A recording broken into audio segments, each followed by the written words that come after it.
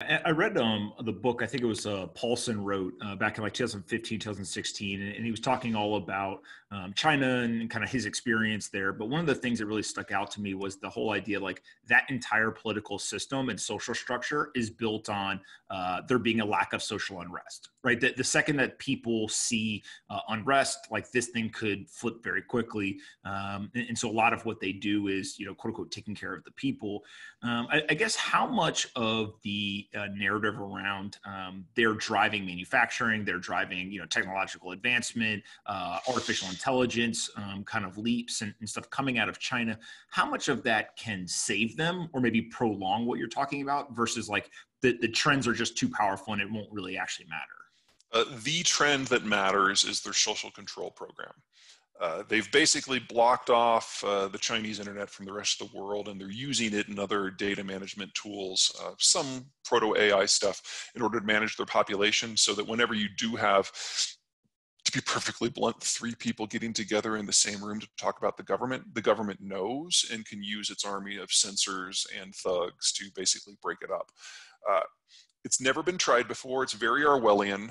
We're now actually having a situation where the Chinese government is installing monitors in people's apartments if they're suspected of maybe having COVID in order to enforce quarantine. So, things that in this country are in the realm of fiction are now being implemented on a regular basis. Ethnic cleansing is being done this way, forced sterilizations, what they're doing with the Uyghurs out in Xinjiang, a million people in concentration camps.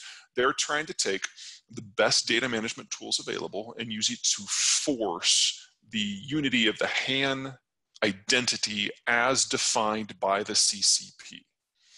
Can you imagine what Milosevic would have done with these technologies? And now we're seeing it done on a scale that's like, 2 orders of magnitude larger. That's the only way that this works. And even for that to work, the United States still has to keep providing global security and asking for nothing in return, because the only way they can keep that going is if they can continue to access resources and export markets. So the most likely future here where China holds is the US stops doing what it's doing. The lights go out in China because the power goes out because they can't import their materials anymore. The export markets disappear. And we drop into kind of a neo-Maoist tyranny where the standard of living in China just absolutely plummets and they just kind of become completely inward focused. In the few chapters of Chinese history where the center has held, it's kind of looked like that. They'll just be doing it with webcams as opposed to monitors on every corner. It's not a pretty picture. And almost all the other scenarios are worse. So I totally understand why they're willing to denigrate their own population to that degree to remain in control, because the alternative is implosion and chaos. And that's not hardly a friendly version at all. The Chinese are fairly astute students of their own history. They understand what's at stake here.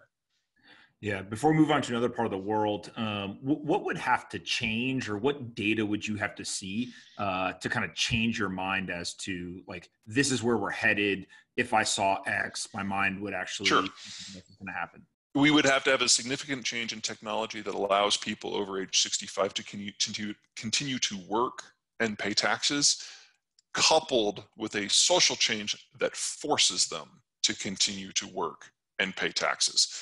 Most of our medical breakthroughs when it comes to people age 55 and over is about extending life, not extending working life. And that mindset has to change radically for us to go in a different direction here. And I guess part of that is a technological change is the type of work could also change, right? So just because you're getting older, you may not be able to go into the field or go into the factory and kind of do more of the manual labor. But if there was even something that could change the way that people work itself, that also is part of that. That would be one way, but I think we all know that convincing our parents to use Skype has been a bit of a challenge these last couple of weeks, and trying to train people who thought they were going to retire in an entirely new industry, that's a reach.